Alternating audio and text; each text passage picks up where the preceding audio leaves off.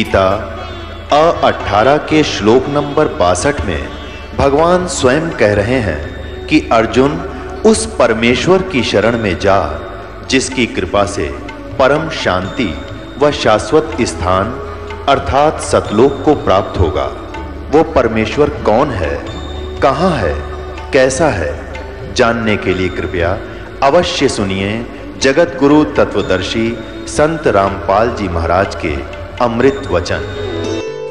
अब आपके समक्ष है कि श्री विष्णु जी दुर्गा जी की पूजा कर रहे हैं और इनको सुप्रीम पावर बता रहे हैं, सुप्रीम गॉड, सबसे बड़े भगवान देवता। अब दुर्गा जी क्या बताती है, इसके भी दो वचन सुनते हैं। ये देखिएगा 7वां स्कंद संक्षिप्त देवी भागवत 562 पृष्ठ पे। यहां देवी के द्वारा हिमालय को ज्ञानोपदेश ब्रह्म स्वरूप का वर्णन। श्री देवी जी क्या कहती है, श्री देवी जी कहने लगी, पर्वतराज अब मैं तुझे ब्रह्म के बारे में जानकारी, पहले तो इसने अपने बारे में बताया, लेकिन फिर कहती है नहीं, उस ब्रह्म का क्या स्वरूप है यह बतलाया जाता है, जो प्रकाश रूप सबके अत्यंत समीप में स्थित हृदय रूप गुहा में स्थित होने के कारण गुहाचर नाम से प्रसिद्ध है और महान पद अर्थात परम प्राप्य है। वह समस्त प्रजा के ज्ञान से परे है, अर्थात किसी की बुद्धि में आने वाला नहीं है, यह तुम जानो। जो परम प्रकाश रूप है, जो सूक्ष्म से भी अत्यंत सूक्ष्म है, जिसमें संपूर्ण लोक और उन लोकों में निवास करने वाले प्राणी स्थित हैं, वही यह अक्षर ब्रह्म है, वही सबके प्राण है, वही सबकी वाणी है और वही सबका मन है। वह यह परम सत्य और अमृत अविनाशी 563 पृष्ठ पा रहे हैं, 7वां स्कंद पढ़ रहे हैं। वह अमृत अविनाशी तत्व है, सौम्य। देवी जी कह रही है उस वेदने योग्य लक्ष्य का तुम वेदन करो, मन लगाकर उसमें तन्मय हो जाओ। सौम्य उपनिषद में कथित महान अस्त्र रूप धनुष लेकर उस पर उपासना द्वारा तीक्ष्ण किया हुआ बाण संधान करो और फिर भावानुगत चित्त के द्वारा उस बाण को खींचकर उस अक्षर रूप ब्रह्म को ही लक्ष्य बनाकर वेदन करो। प्रणव माने ओम धनुष है, जीवात्मा बाण है और ब्रह्म को उसका लक्ष्य कहा जाता है। अब इसमें क्या कहा है, श्री देवी जी कह रही है हिमालय राजा को कि मनुष्य को चाहिए ओम नाम का जाप करे और ब्रह्म पाने का उद्देश्य रखे। इतनी सी बात और कुछ नहीं। आगे देखो, इसी में फिर हम यहां आ जाते हैं नीचे। उस एकमात्र परमात्मा को ही जाने, दूसरी सब बातों को छोड़ दे।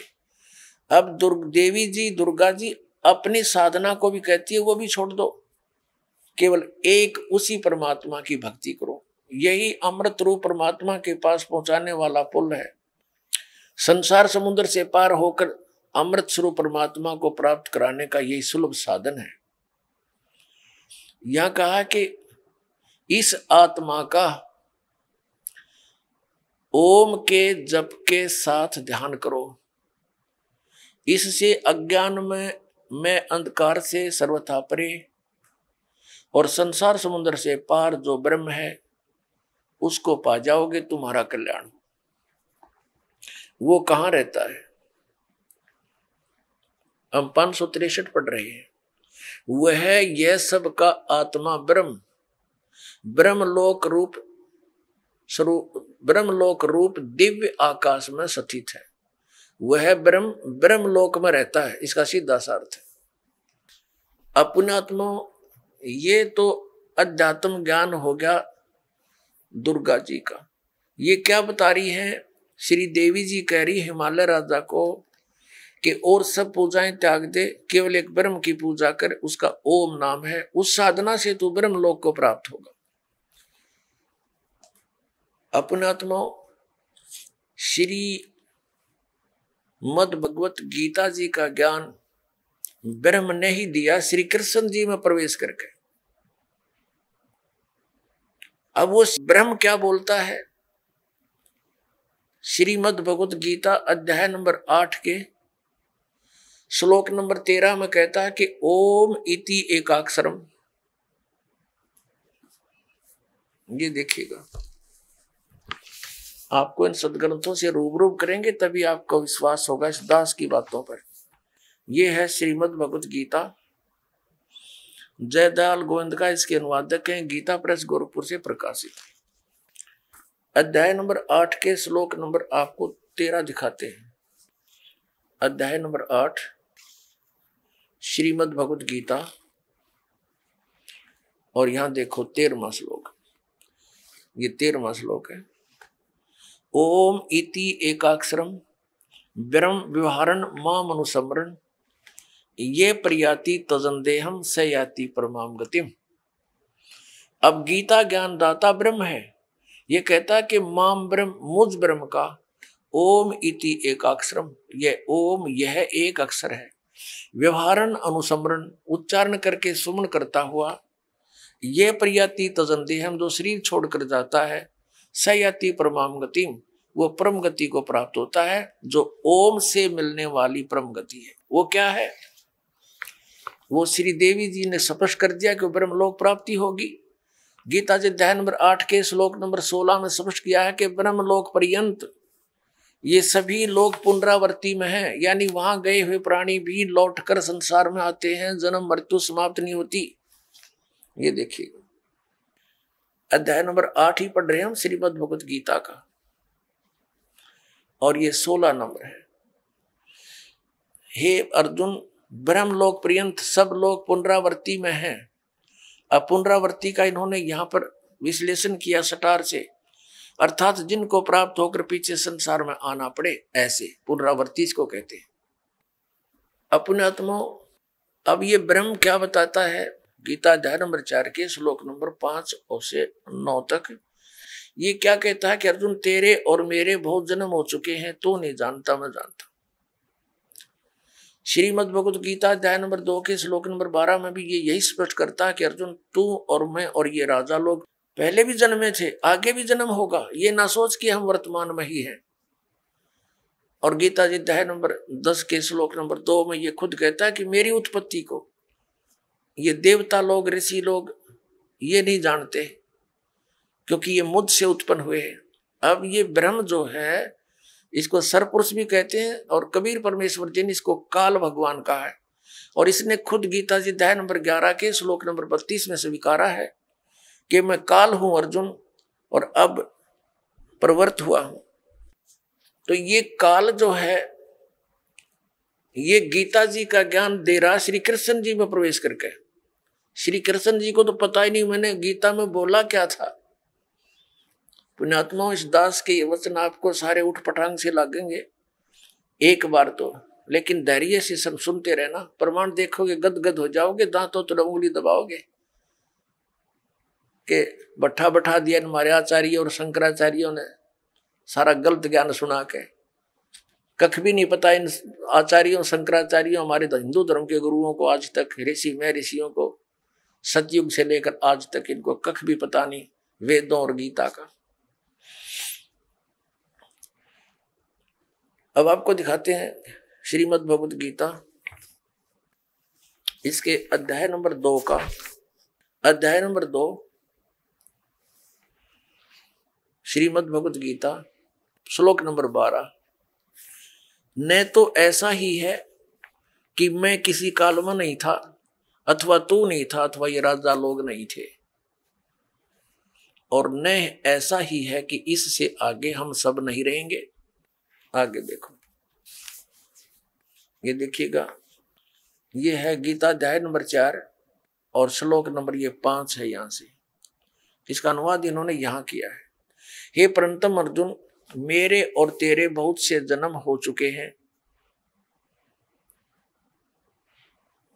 उन सबको तू नहीं जानता मैं जानता हूं।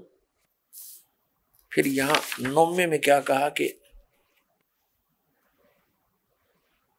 ये 9वां श्लोक है 4थे अध्याय का। हे अर्जुन, मेरे जन्म और कर्म दिव्य अर्थात अलौकिक है। अब यहां क्या बताया है अध्याय नंबर 2 के श्लोक नंबर 17 में कहा कि अर्जुन, नाश रही तो उसको जान जिससे संपूर्ण जगत व्याप्त है। इस अविनाशी का विनाश करने में कोई भी समर्थ नहीं है। यानी गीता ज्ञान दाता से अन्य है कोई जो वास्तव में अविनाशी है। गीता जी अध्याय नंबर 15 के श्लोक नंबर 1 से 4 और 16-17 में इन तीन प्रभुओं की जानकारी, तीन पुरुषों की। अब पहले आपको अध्याय नंबर 10 का श्लोक नंबर 2 दिखाते हैं। ये देखिएगा, अध्याय नंबर 10 श्रीमद् भगवद गीता अध्याय 10 और श्लोक 2 में मेरी उत्पत्ति को ये जो भी ये लिखते हैं, प्रभाव माने उत्पत्ति को न देवता लोग जानते हैं न मैं ऋषिजन ही जानते हैं, क्योंकि मैं सब प्रकार से देवताओं का और महर्षियों का आदि कारण हूं। अब ये क्या स्पष्ट हो गया कि गीता ज्ञान दाता ये ब्रह्म है, सरपुरुष है।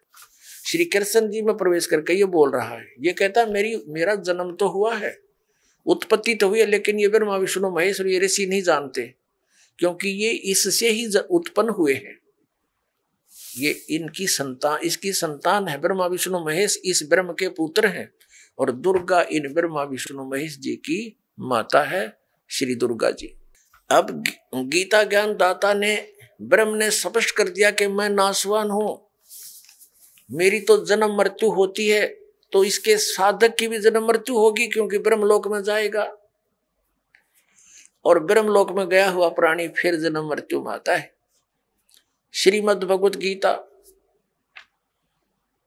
अध्याय नंबर 15 के श्लोक नंबर 1 से 4 और 16-17 में तीन पुरुष बताए हैं। उल्टा लटका हुआ संसार रूपी वृक्ष है, इसकी ऊपर को तो जड़ समझो, नीचे को तीनों गुण रूपी शाखा। अब गीता ज्ञान दाता ने केवल इतनी ही संकेत किया है, ऊपर को जड़ है संसार रूपी वृक्ष की और नीचे को तीनों गुण रूपी शाखा है, बस। शेष के लिए बता दिया कि वो तत्वदर्शी संत बताएगा गीता जी अध्याय नंबर 4 के श्लोक नंबर 34 में, जिसके विषय में कहा। और फिर उसकी पहचान बताई है गीता जी अध्याय नंबर 15 के श्लोक नंबर 1 में कि इस उल्टे लटके हुए संसार रूपी वृक्ष को के सभी विभागों को जो जानता है स वेदविद, वो तत्वदर्शी संत है। ये देखिएगा 15वां अध्याय है श्रीमद् भगवद गीता का और प्रथम श्लोक है। इसमें लिखा है कि ऊर्ध्व मूलम, ऊपर को मूल, अधः शाखम, नीचे को शाखा, अश्वत्थम प्राहु अव्यम। ये पीपल का, संसार रूपी पीपल का वृक्ष अविनाशी कहा है। छंदासी यस्य पर्णानि, इसके पत्ते आदि, शाखा आदि सभी इसके छंद हैं, विभाग हैं। ये तम वेद, जो उन सभी विभागों को जानता है, स वेदवित, वो वेद के तात्पर्य से को जानने वाला है, वो तत्वदर्शी संत है। इनका अनुवाद पढ़िए। आदि पुरुष परमेश्वर रूप मूल वाले, यानी संसार रूपी वृक्ष। पहले आप जी ये देखेंगे, ये संसार रूपी वृक्ष है। ऊर्ध्व मूलम, ऊपर को तो जड़ है, ऊर्ध्व मूलम, ऊपर को तो जड़ है और नीचे को ये शाखा है। ये एक संसार रूपी वृक्ष है, ये एक संसार रूपी वृक्ष जानो।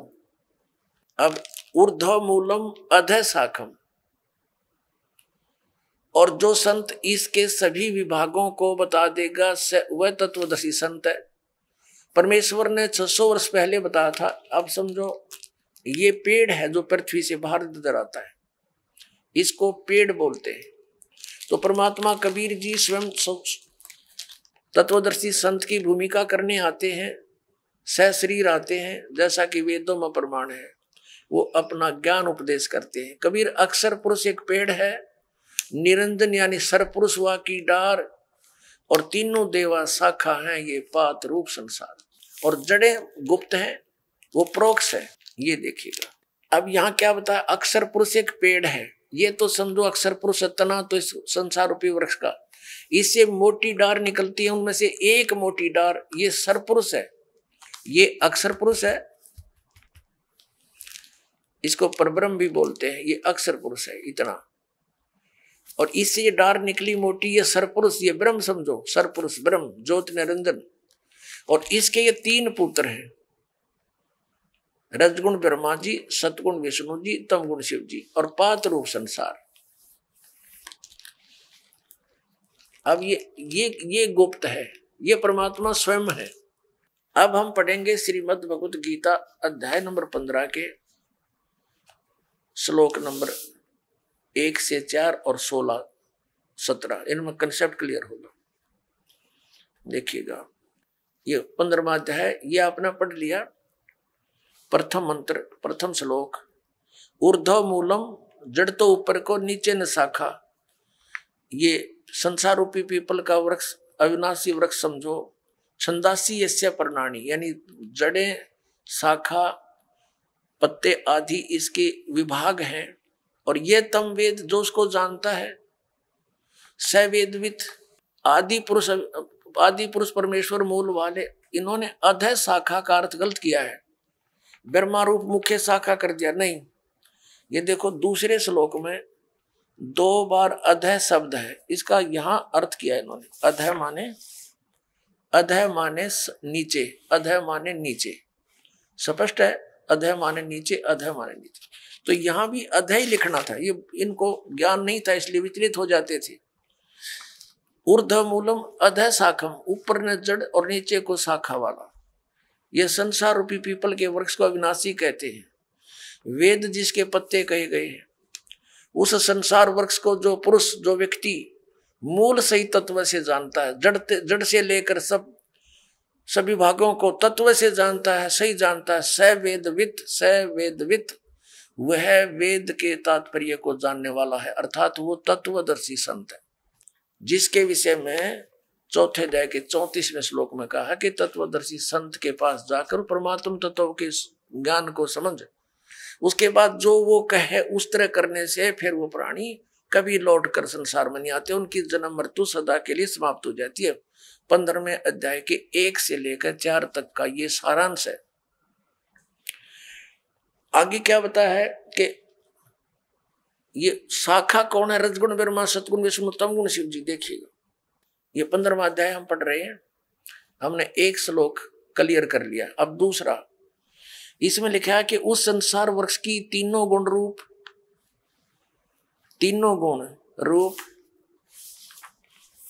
ये शाखा, ये विषय भोग रूप, विषय पर वाला, विषय विकारों वाली, ये तो देव मनुष्य रखिए, तीनों नाप लिखा है, ये शाखा है। अधः माने नीचे, ऊर्ध्व माने ऊपर फैली हुई है। मनुष्य लोक में कर्मों के अनुसार बांधने वाली भी ये मूलानी यानी मुख्य कारण है, नीचे और ऊपर फैली हुई है, सब जगह नहीं, केवल नीचे और ऊपर। अब यहाँ ये कंसेप्ट क्लियर करना पड़ेगा, अब ये स्पष्ट करना पड़ेगा कि रजगुण ब्रह्मा जी, सतगुण विष्णु जी, तमगुण शिव जी है। इसके लिए देखिएगा मार्कंडेय पुराण, ये मार्कंडेय पुराण, और ये कहाँ से प्रकाशित है, गीता प्रेस गोरखपुर से। प्रकाशक मुद्रक हैं गीता प्रेस गोरखपुर, गोविंद भवन कार्यालय कोलकाता का संस्थान। इसके 122-23 पृष्ठ पर दिखाते हैं आपको, ये देखिएगा, ये संक्षिप्त मार्कंडेय पुराण पृष्ठ 122 से हम प्रारंभ करेंगे। यहां लिखा है कि मार्कंडेय जी बोले, मार्कंडेय जी ज्ञान दे रहे हैं। अब हम 123 पर आ जाते हैं, 123 पर यहां आ गया। रजोगुण प्रधान ब्रह्मा, तमोगुण प्रधान रुद्र और सत्व प्रधान विश्व पालक विष्णु है। यही 3 देवता है और यही 3 गुण है। अपने आत्माओं, ये हमारे धर्म गुरु आचार्य शंकराचार्य, मंडलेश्वर, इनमें से कुछ एक तो ठीक बताते हैं। जैसे इनसे कोई प्रश्न करता है कि क्या रजगुण ब्रह्मा, सतगुण विष्णु, तमगुण शिव जी हैं जो बिल्कुल निष्पक्ष हैं, वो तो सही कह देते हैं कि हाँ बिल्कुल शास्त्रों में ऐसा ही लिखा है। और जो चतुरता दिखाते हैं, अपनी अज्ञानता का प्रतीक देते हैं, वो कहते हैं नहीं, ब्रह्मा विष्णु महेश कोई जड़ थोड़े ही है, और गुण तो जड़ है, लेकिन ये गुणी है, गुण नहीं है, गुणातीत है। बता अकल है इनमें। जैसे मिर्च है और मिर्च का गुण है मुंह जलाना।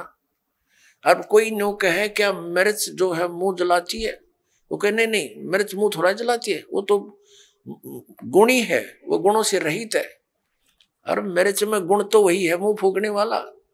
तो ऐसे ही ये चतुरता दिखाते हैं, क्योंकि इनका उद्देश्य ही जनता को भ्रमित करके अपना उल्लू सीधा रखना है। इनको जनता से कोई लेना देना नहीं, ऐसे व्यक्तियों को। लेकिन कुछ अच्छे भी हैं जो सच्चाई भी बताते हैं कि शास्त्रों में ऐसा ही लिखा है, शास्त्र आपके रूबरू है और कराते हैं।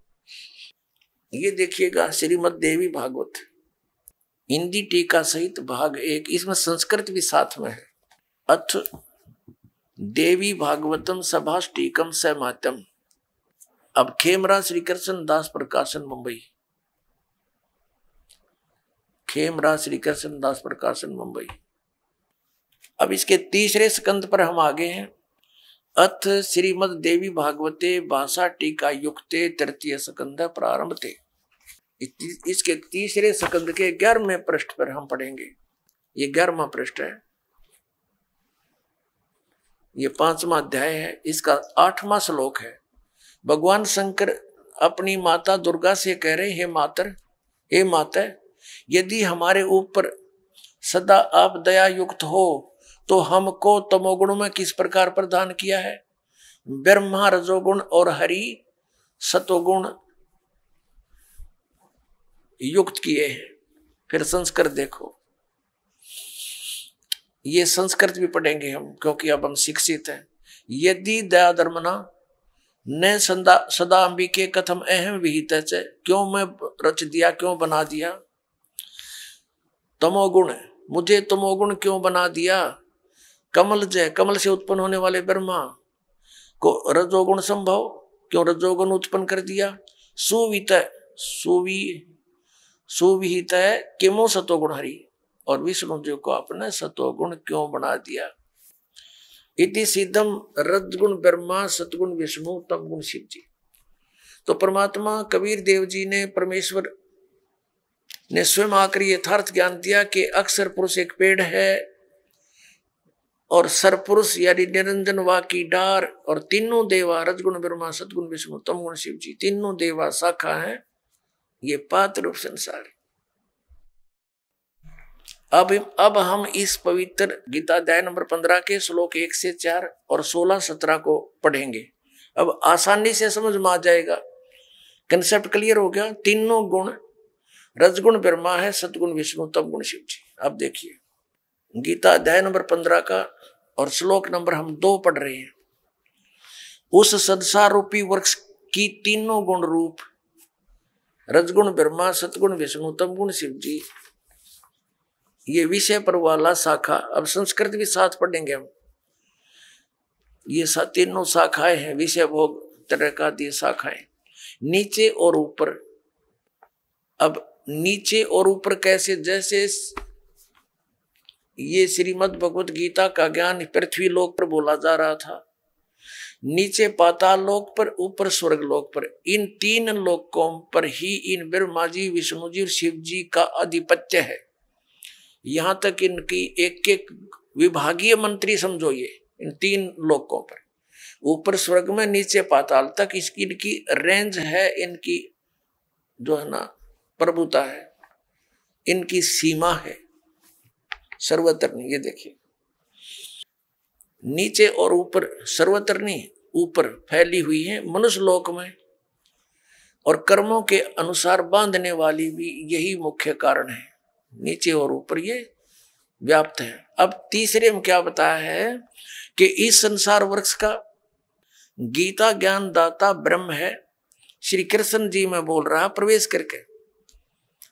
और ये क्या बताता है कि संसार रूपी वृक्ष की जो मैं जानकारी इस अध्यात्म ज्ञान में दे रहा हूं गीता जी के डिस्कशन में, तेरी मेरी चर्चा में मैं कंप्लीट नहीं बता पाऊंगा, क्योंकि मुझे इसका पूर्ण ज्ञान नहीं है। देखना, अध्याय नंबर 15 का श्लोक 3 पढ़ रहे हैं।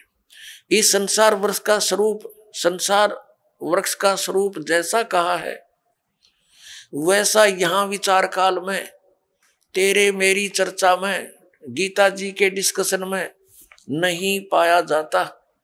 यानी मैं नहीं जानता इस पूरे संसार के आदि और अंत को, संसार रूपी वृक्ष के यानी सब ब्रह्मांडों के बारे में नहीं कंप्लीट जानता, क्योंकि न तो इसका आदि है और न अंत, और तथा न इसकी अच्छी प्रकार से स्थिति है। इसलिए इस सुविरुद्ध मूलम यानी जड़ जो है वो परमात्मा है, वो अविनाशी है, उसका लोक भी अविनाशी है। अति दृढ़ मूल वाले यानी इस अविनाशी मूल वाले संसार रूपी पीपल के वृक्ष को दृढ़ माने दृढ़, असंग शस्त्रेण का अर्थ इन्होंने कर दिया वैराग रूप शस्त्र द्वारा नहीं, तत्व ज्ञान रूपी शस्त्र द्वारा काट कर यानी अच्छी तरह समझकर। अब चौथे में क्या कहा है, 15वें अध्याय का चौथा श्लोक।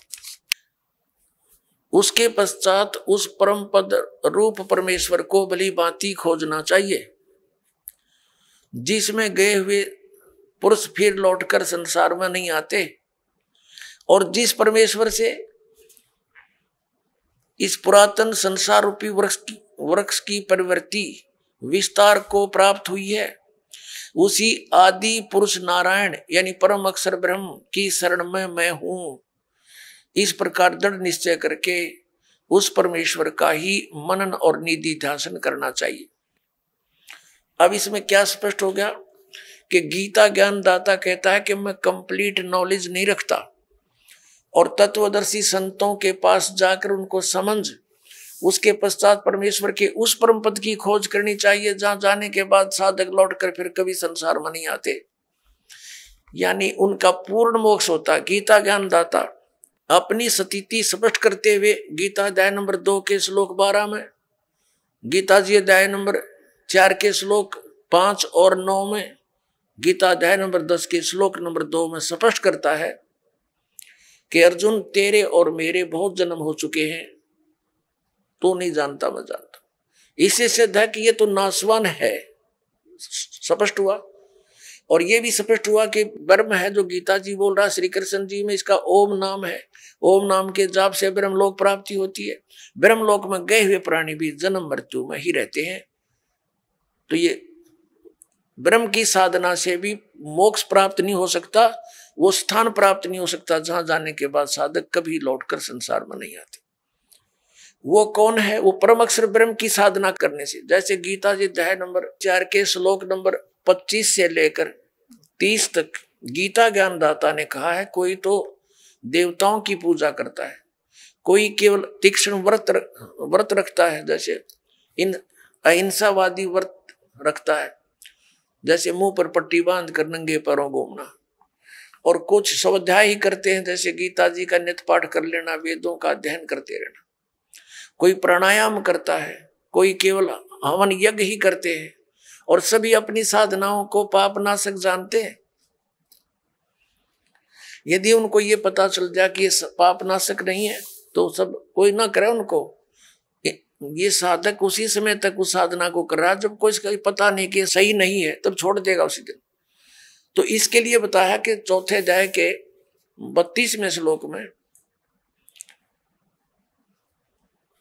कि इस प्रकार की जो 25 से लेकर और 30 तक जिन श्लोकों में जानकारी दी है, इस प्रकार की बहुत सारे धार्मिक यज्ञों की, धार्मिक अनुष्ठानों की जानकारी सच्चिदानंद घन ब्रह्म की वाणी में विस्तार से कही गई है।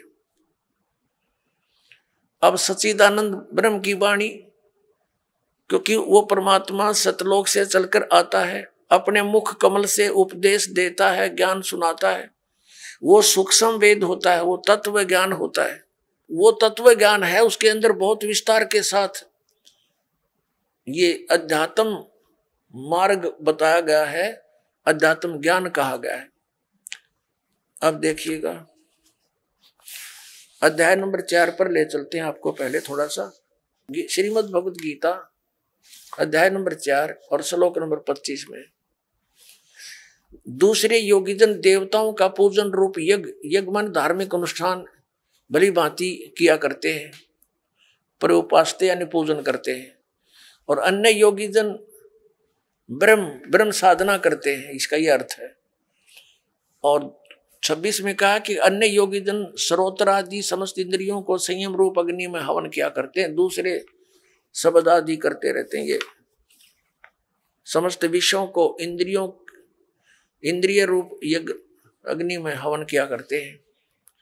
27 में लिखा है कि दूसरे योगीजन संपूर्ण क्रियाओं इंद्रियों की संपूर्ण क्रियाओं और प्राणों की समस्त क्रियाओं को ज्ञान से प्रकाशित आत्म संयम रूप अग्नि में हवन किया करते हैं, यानी कुछ तो अपने इंद्रियों को ही संयम करने में लगे रहते हैं। 28 में कहा है कि कई पुरुष द्रव्य संबंधी यज्ञ करते हैं, यानी कि तब भंडारे कर दिए, कांबड़ बांट दिए, कोई मंदिर बनवा दिया, इस तरह करते रहते हैं, और कुछ तपस्या करते रहते हैं। तो कहने का भाव ये है कि अब हम 32 पर आते हैं, अपने मतलब की बात लेते हैं। ये गीता अध्याय नंबर 4 के श्लोक नंबर 32 में क्या कहा है? इसमें क्या है कि एवं बहुविधा यज्ञा वितता ब्रह्मणे मुखे, ये ब्रह्मणे शब्द लिखा है, यह इन्होंने अनुवाद गलत कर दिया। कर्मजान विदितान सर्वान एवं ज्ञातवा विमोक्ष से, इस प्रकार और भी बहुत तरह के यज्ञ माने धार्मिक अनुष्ठान ब्रह्मणे मुखे, इन्होंने वेद की वाणी में कर दिया, ये गलत कर दिया। यहां देखिएगा अध्याय नंबर 17 के और श्लोक नंबर 23 में यही ब्रह्मणे शब्द है इसके अंदर। श्रीमद् भगवत गीता अध्याय नंबर 17 का श्रीमद् भगवत गीता और श्लोक नंबर 23 में ओम तत्सत इति निर्देश है ब्रह्मणे तिर्विद समर्थ है ब्राह्मणा तेन वेदा च यज्ञा च विहिता पुरा। इसका अनुवाद इन्होंने किया कि ओम तत् तत् सत सत, ओम तत्सत ऐसे ही है, 3 प्रकार का ब्रह्मणे माने सच्चिदानंद घन ब्रह्म का नाम कहा है। ब्रह्मणे का अर्थ सच्चिदानंद घन ब्रह्म समझो। अब यहां आ जाते हम फिर गीता जी के 4थे अध्याय के हम फिर 32वें श्लोक में आते हैं। 32वें श्लोक में अब ये ब्रह्मणे जो मुख्य लिखा है इन्होंने यहां गलत अनुवाद कर दिया। इस प्रकार बहुत तरह के यज्ञ सच्चिदानंद घन ब्रह्म की वाणी में विस्तार से कहे गए। ये तत्व ज्ञान है सच्चिदानंद घन ब्रह्म, यानी परम अक्षर ब्रह्म सतपुरुष कबीर साहब सतलोक से चल कर आते हैं और अच्छी आत्माओं को मिलते हैं, तत्व ज्ञान बताते हैं, फिर उनके द्वारा बोली गई कबीर वाणी लिपिबद्ध कर ली जाती है। तो उस कबीर वाणी में यानी सच्चिदानंद घन ब्रह्म की वाणी में जो उनके मुख कमल से बोली गई है उसमें वो ज्ञान तत्व सब धार्मिक अनुष्ठानों की जानकारी पूर्ण रूप से विस्तार से कही गई है। वो तत्व ज्ञान है, उसको जानने के बाद फिर सभी कर्मों से मोक्ष प्राप्त हो जाता है। उस फिर 4थे अध्याय के 34वें श्लोक में कहा है, देखिएगा ये देखना 4थे अध्याय का 32वां श्लोक कंप्लीट पढ़ते हैं, अब समझ में आएगा। इस प्रकार और भी बहुत तरह के यज्ञ माने धार्मिक अनुष्ठानों की जानकारी, ये सच्चिदानंद घन ब्रह्म की वाणी पढ़ना, इसको ये गलत लिखा। ब्रह्म माने वेद नहीं हो सकता, ब्रह्म न मान सच्चिदानंद घन ब्रह्म की वाणी यानी परम अक्षर ब्रह्म की वाणी, इसको तत्व ज्ञान भी कहते हैं। मैं विस्तार से कहे गए हैं उन सब को तू कर्म जान, यानी नाम उठत नाम बैठत नाम सोत जाग वे, काम करते करते दैनिक कर्म करते करते उनका उसमें साधना होती है। कर्म जान शारीरिक मन इंद्रिय और शारीरिक क्रियाओं द्वारा संपन्न होने वाले हैं, वो उसमें लिखा वो काम करते करते क्रियाएं करते हैं। कर्म योग के द्वारा संपन्न होते हैं वो सब क्रियाएं। इस प्रकार तत्व से जानकर उनके अनुष्ठान द्वारा तो कर्म बंधन से सर्वथा मुक्त हो जाएगा। अपने आत्माओं 4थे अध्याय के 34वें श्लोक में बताया वो तत्व ज्ञान को, ये 4थे अध्याय का श्रीमद् भगवत गीता ये 34वां श्लोक है। उस ज्ञान को जो सच्चिदानंद घन ब्रह्म ने यानी परमेश्वर ने स्वयं आकर जो ज्ञान दिया, सुख संवेद, वो तत्व ज्ञान है, वो उसकी वाणी में लिखा होता है। और वो तत्व ज्ञान केवल वो संत ही जानते हैं जो उससे परिचित है। तत्व ज्ञान और तत्वदर्शी संत गीता ज्ञान से अन्य ज्ञान रखता है। यदि तत्व ज्ञान की जानकारी ब्रह्म को होती तो एक अध्याय और लिख देता, उसको ये ज्ञान नहीं था। अब यहां देखो, अब 34 में कहा, गीता अध्याय नंबर 4 के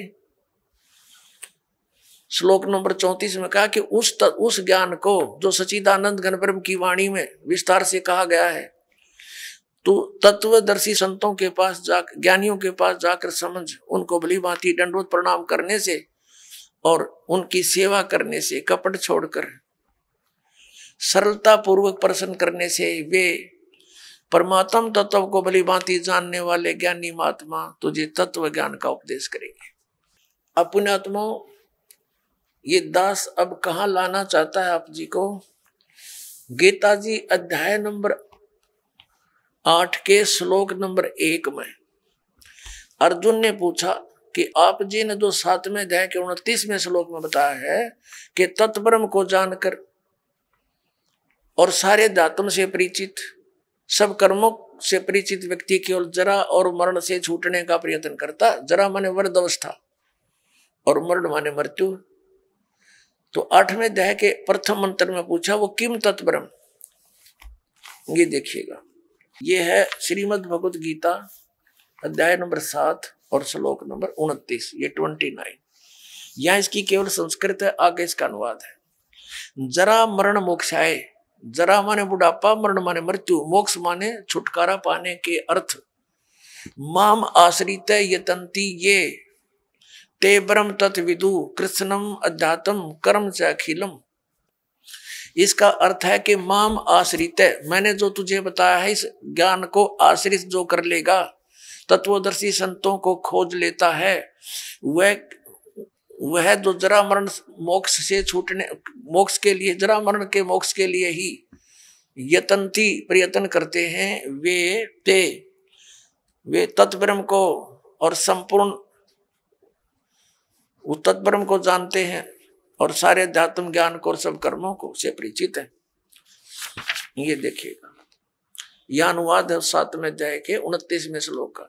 जो मेरी शरण होकर आश्रित है, इसका अर्थ तो ये दास ने जो बताया वही सही है कि मेरे इस ज्ञान का आश्रय कर ले, कि तत्वदर्शी संत की खोज कर ले, उसके बाद उससे प्राप्त ज्ञान के आधार से जो केवल जरा और मरण से छूटने का ही प्रयत्न करते हैं, वे उस तत्ब्रह्म से और सारे दात्म ज्ञान से और सब कर्मों से परिचित हैं। देखिए, अब 7वें अध्याय का 29वां श्लोक हम गीता जी का पढ़ रहे हैं। जो मेरे आश्रित माने शरण होकर जरा और मरण, जरा माने वृद्ध अवस्था, मरण माने मृत्यु से छूटने के लिए यत्न करते हैं, वे उस ब्रह्म को और संपूर्ण अध्यात्म को, ये देखो, उस तत् ब्रह्म, उस ब्रह्म को, संपूर्ण अध्यात्म को और संपूर्ण कर्मों को जानते हैं। यहाँ 8वां अध्याय श्लोक प्रारंभ होता है।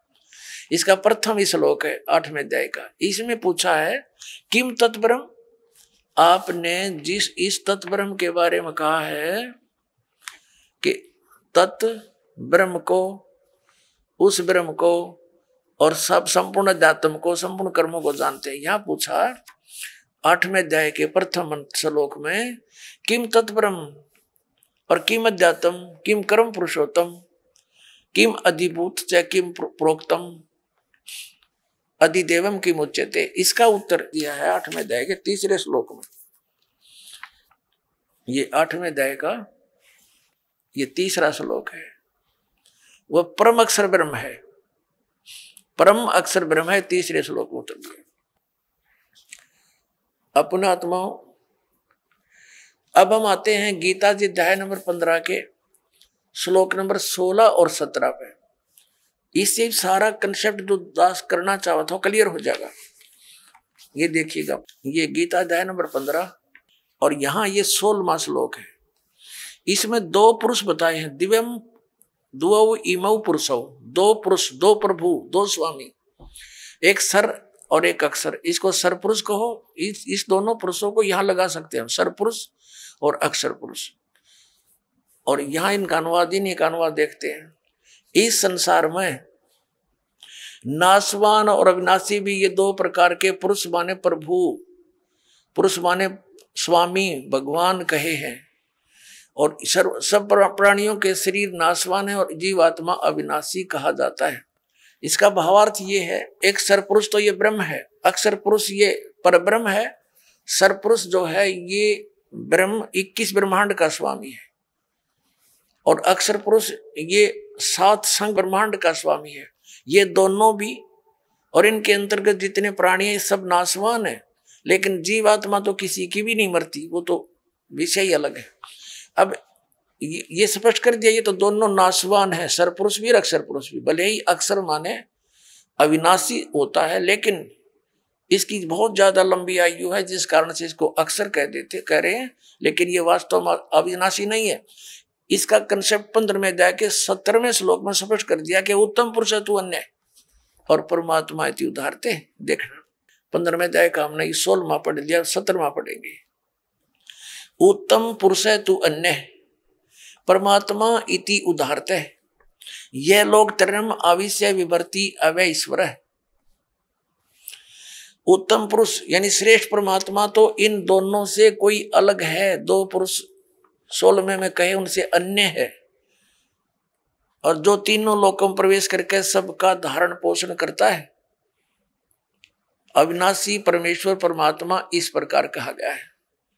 अपने आत्मा, अभी आपने उल्टा लटका हुआ संसार रूपी वृक्ष देखा, ये देखिएगा, ये उल्टा लटका हुआ संसार रूपी वृक्ष है, और इसके ऊपर न जड़ नीचे को तीनों गुण रूपी शाखा है।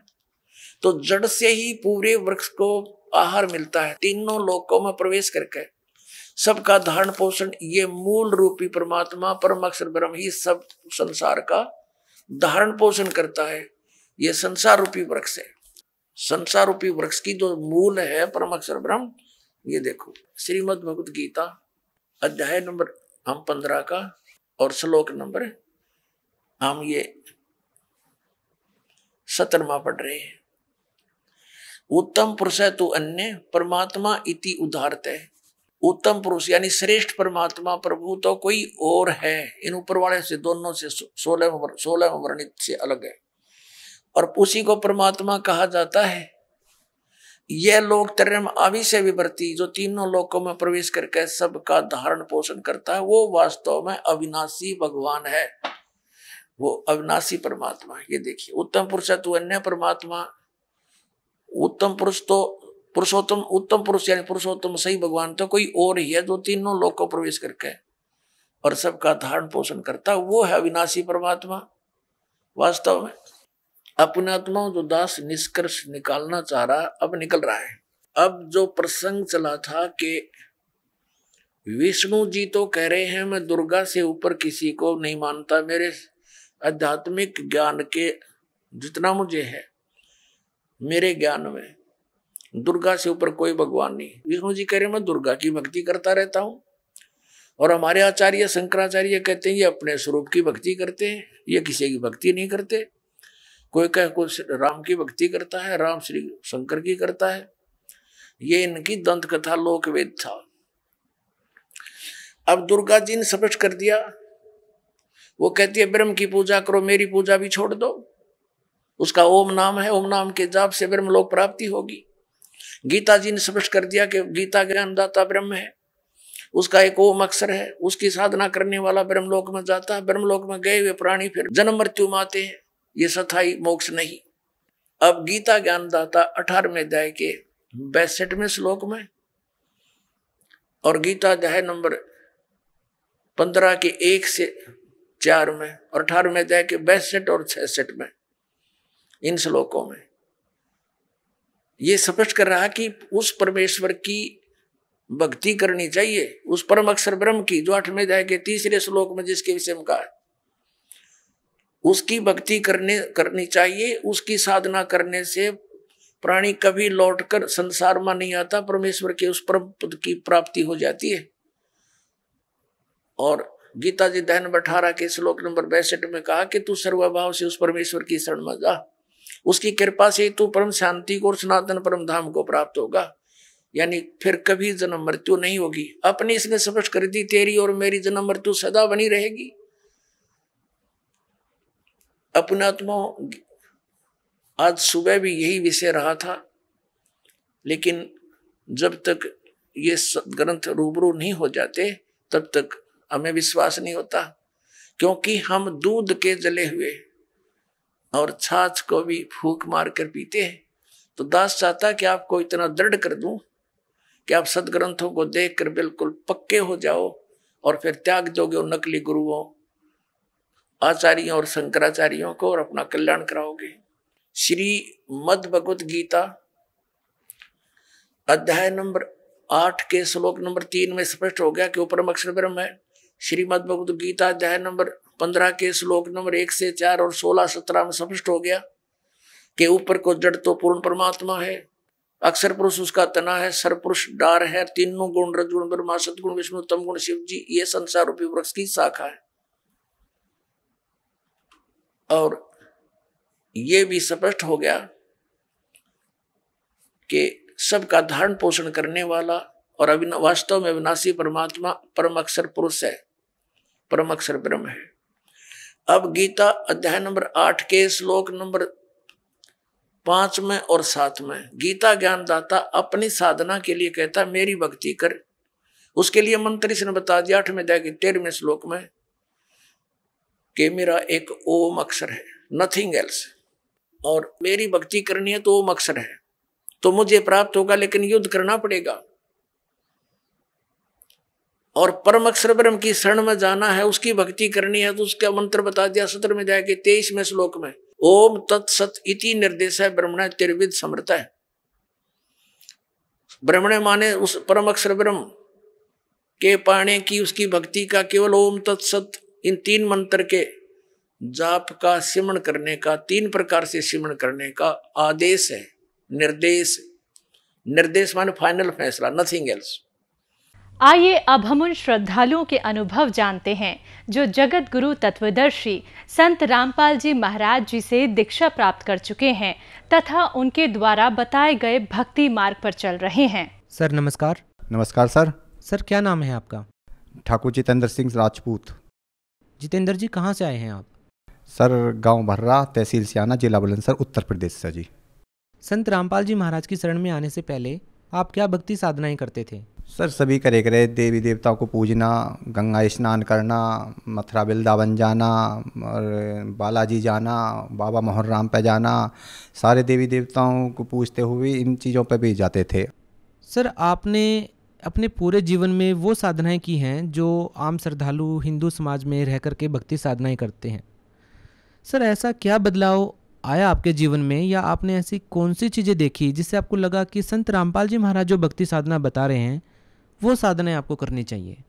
सर मैंने पुस्तक पढ़ी ज्ञान गंगा। सर मैं अखबार पढ़ता था वहाँ जा कर के, तो अखबार में जो वहाँ पर क्वांटर पुस्तक रखी थी मैंने ज्ञान गंगा पर, उसमें भूमिका पढ़ी। उसे पढ़ करके फिर मैंने गीता से मिलान करा उसका। उसमें गीता में लिख रहा अध्याय 4 श्लोक 34 में कि इस तत्वज्ञान को तत्वदर्शी संतों के पास जाकर समझ, उनको दंडवत प्रणाम करो, उनकी सेवा करो, छल कपट छोड़कर प्रसन्न करो, वो तत्वदर्शी संत में ज्ञान का उपदेश करेंगे। क्योंकि गुरु तो हमने बनाई रखे जी, 5 गुरु बना रखे मैंने। सर धर्मेंद्र आचार्य थे जो मेरी माँ ने दिलवाया था मुझे उपदेश। पत्नी साथ थी मेरी पत्नी का नाम अंजू देवी है, तो पत्नी ने मैंने दोनों ने साथ लिया था।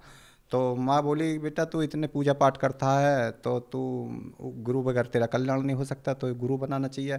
तो माता जी ने राम रहीम जी से ले रखा था नामदान, तो माता जी ने फिर मुझे धर्मेंद्र आचार्य से नामदान दीक्षा दिलाई थी जी। सर एक जय प्रभु गुरु बनाए थे जी, और एक राजेंद्र जी महाराज, और आर्य समाजियों में रहा जी मैं। आपने अपने जीवन में 5 गुरु बनाए, क्या उनमें से कोई भी ऐसा संत नहीं था जो आपके गीता जी के इस श्लोक पर खरा उतरता हो? नहीं जी, कोई खरा नहीं उतर रहा जी। कोई का ज्ञान शास्त्रों के विरुद्ध ही है जी, उनका शास्त्रों में प्रमाण ही नहीं है उनका ज्ञान का। सर देखिए आप बहुत बड़ा सवाल खड़ा कर रहे हैं उन सभी संतों पर जिनके लाखों की तादाद में शिष्य हैं, क्या कहना चाहेंगे? सर उन जो जो हम पहले से ही साधना करते चले उनसे कोई लाभ ही नहीं मिल रहा था। अरे संत रामपाल जी की शरण में आकर हमें इतने लाभ मिले, गिनती नहीं होने की है सर। संत रामपाल जी महाराज जी से नाम दीक्षा आपने कब ली थी? 22/5/2014 में जी। तो आपका कहना है कि सत भक्ति करने से लाभ मिलता है। आप चूंकि दूसरे संतों की शरण में जाकर के भक्ति कर रहे थे, आपको कोई लाभ नहीं मिला, तो हम आपसे ये जानना चाहेंगे कि संत रामपाल जी महाराज की शरण में आने के बाद आपको क्या क्या लाभ मिले हैं? संत रामपाल जी की शरण में आने के बाद बहुत लाभ हुए हैं जी मुझे। तो आर्थिक लाभ जो शारीरिक लाभ हुए तो मुझे देखो, मेरे एक पथरी बता दी थी, 5 mm की पथरी थी, मेरे दर्द रहता था, मैंने बथेरा इलाज कराया और मैंने घर पे भी ना बताई क्योंकि बच्चे उपदेश ही नहीं है, क्योंकि वो आध्यात्मिक ज्ञान को क्या जाने में दुख है ना। तो जब तुम संत रामपाल जी की भक्ति करते हो तो फिर तुम्हारे दुख पथरी कैसे हो गई, तो मैंने अपने बच्चों को भी नहीं बताई क्योंकि पत्नी हमारी थोड़ा विरोधी सी इस ज्ञान की। तो मैंने न बताई, मैंने अल्ट्रासाउंड कराया। अल्ट्रासाउंड कराने के बाद में तो पहले 5 mm की आई, फिर मैंने संत रामपाल जी से प्रार्थना लगाई। प्रार्थना लगाने के बाद में दोबारा जब अल्ट्रासाउंड कराया तो वो चूरा बन के आया जी पथरी का। तो चूरा हुआ तो डॉक्टर ने कही कि भाई ये इसमें तो पथरी नहीं है, इसमें तो चूरा निकल रहा। तो वो चूरा फिर उन्होंने हमें सलाह दी कि चूरा तो ये पानी पियो ज़्यादा, कम से कम 5 लीटर पानी पियो पूरे दिन में, तुम्हारी पथरी साफ़ हो जाएगी। तो 5 लीटर पानी पिया, वो चूरा भी नहीं है जी, मैं बिल्कुल स्वस्थ हूँ। संत रामपाल जी की कृपा से वो मेरी पथरी जो निकल गई। और भी लाभ हुए सर। मुझे एक लाभ ये हुआ जी, मैं जब गर्मी आते ही मेरे शरीर में जो रोग मतलब जलन सी पैदा हो जाए, चैटी सी चलती थी पूरे शरीर में। और मैंने और भी मतलब मैंने गोली वगैरह खाई ना, कोई इससे फ़ायदा हुआ। मगर संत रामपाल जी से प्रार्थना लगाने के बाद में वो जो है उसके बाद कोई गोली खाने की ज़रूरत नहीं, वो मेरे फ़ायदा हो गया जी उनसे प्रार्थना लगाने से। कि बेटे गुरु जी का आदेश आया कि बेटे मालिक दया करेंगे, संत रामपाल जी महाराज जी की कृपा से कि वो परमात्मा दया करेंगे। तो वो मेरी पथरी जो निकल गई, वो निकल गया जी, मतलब रोग सही हो गया जी मेरा वो। तीसरा लाभ जी, मेरे एक बार चोट लग गई थी पैर में, तो फ्रैक्चर बता दिया डॉक्टरों ने कि भाई इसमें तो फ्रैक्चर है, इसका तो ऑपरेशन होएगा। तो मैंने प्लास्टर करा लिया जी। और प्लास्टर करने के बाद में उन्होंने बताया कि जी प्लास्टर कटने के बाद में इसका ऑपरेशन होएगा, मगर ऑपरेशन की ज़रूरत ना पड़ी। गुरुजी ने मुझे दर्शन दिए, सुबह को आए गुरुजी 3 संत रामपाल जी महाराज सुबह को आए। बेटा मैंने कि जी गुरुजी वो सफ़ेद सिंहासन लग गया जी गुरुजी का बराबर में। गुरुजी एक के साथ एक शिष्य था। तो मैं बोला जी गुरुजी मेरा नाम सही चल रहा, मेरे तो चोट लग गई। तो गुरुजी बोले बेटा नाम सही चल रहा पर मंत्र ज़्यादा करो, मंत्र कम हो रहे हैं तुम्हारे। संत रामपाल जी ने बताया कि सही हो जाए, कोई दिक्कत नहीं है, तुम जो है अपना भक्ति करो। और प्लास्टर कटवाया और बिल्कुल दोबारा अल्ट्रासाउंड करा, कुछ भी दिक्कत नहीं। जबकि उन डॉक्टरों ने ऑपरेशन बता दिया था और ये कह दी ज़िंदगी भर लंगड़ापन नहीं रहेगा, सही मतलब पैर तुम्हारा सही नहीं होने का। संत रामपाल जी की दया से बिना प्लास्टर के बिना दवाई के सही होगा जी, बिल्कुल कोई मतलब दिक्कत ही नहीं। प्लास्टर तो कराना पड़ा मगर बाद में नहीं कराना पड़ा, बाद में मतलब ऑपरेशन की ज़रूरत नहीं पड़ी, सही होगा जी बिल्कुल। लंगड़ापन भी नहीं है, दौड़ भी लगा सकता हूँ, कोई दिक्कत नहीं है मेरे पैर में इस टाइम। और कोई लाभ भी बतेरे हुए हैं जी, मतलब जो आर्थिक लाभ है। एक बार हमारा जो एजुकेशन लोन ना हो रहा था, वो एजुकेशन लोन कराया संत रामपाल जी की कृपा से हुआ जी। जो एजुकेशन लोन बैंक से मैनेजर ने मना कर दी, तो कहने ये आपका एजुकेशन लोन, आपकी तो आय कम है। कि अच्छा। तो उन्होंने बताया भाई ये स्टेट बैंक के वकील से बात कर सकते हो आप, आपका लोन नहीं होने का, क्योंकि 3500 आय में लोन नहीं हो सकता। सर हमने कही जी सर अगर हमारी आय होती तो हम लोन ही काय को निकालते, गरीब आदमी हम पे कहाँ से पैसा आया।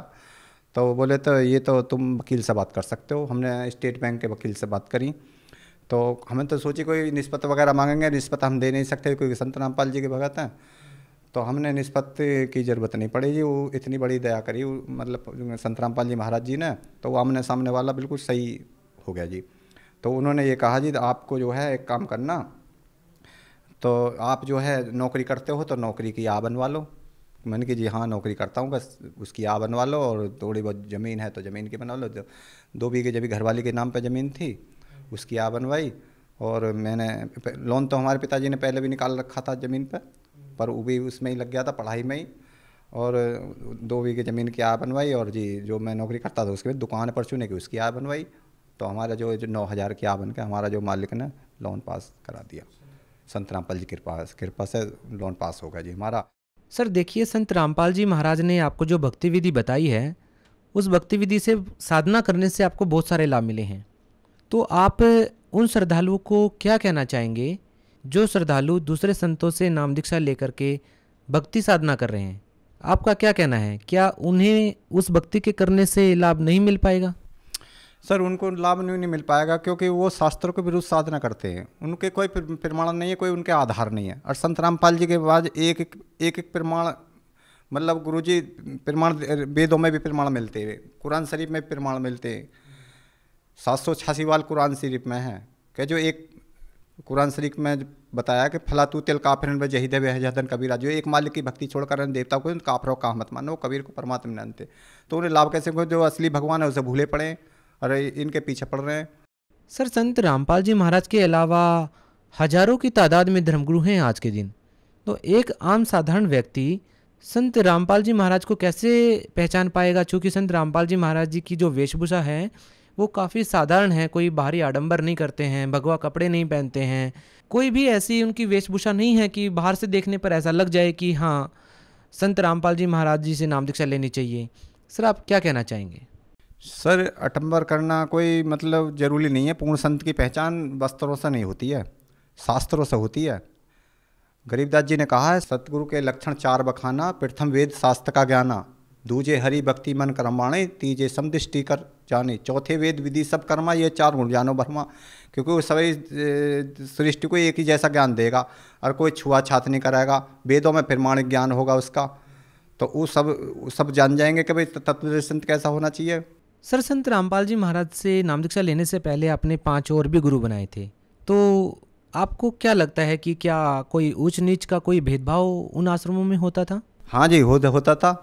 उसमें जो उनके शिष्य है वो खाना लाते थे, वो ठाकरों का, त्यागियों का, पंडितों का, ब्राह्मणों का खाना अलग निकाल दिया जाता था और भंगियों का, चमारों का अलग निकाल दिया जाता था।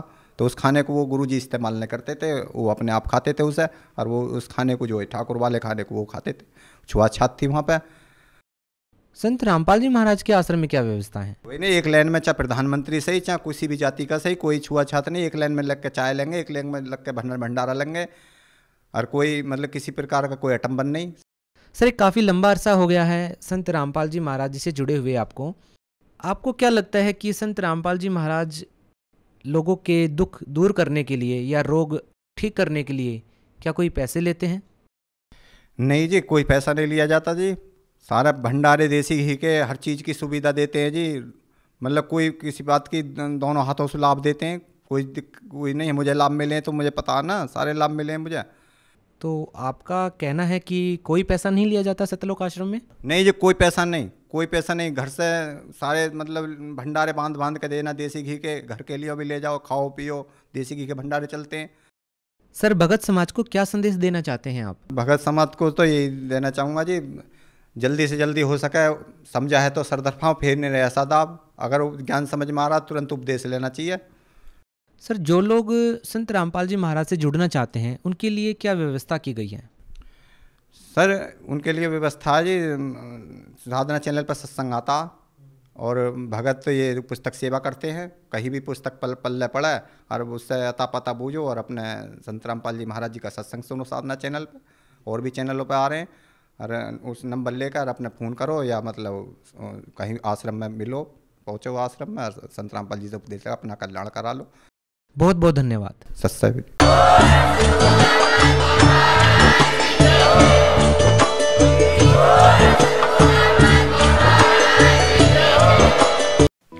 आप सुन रहे थे जगत गुरु तत्वदर्शी संत रामपाल जी महाराज के मंगल प्रवचन। अधिक जानकारी के लिए संपर्क करें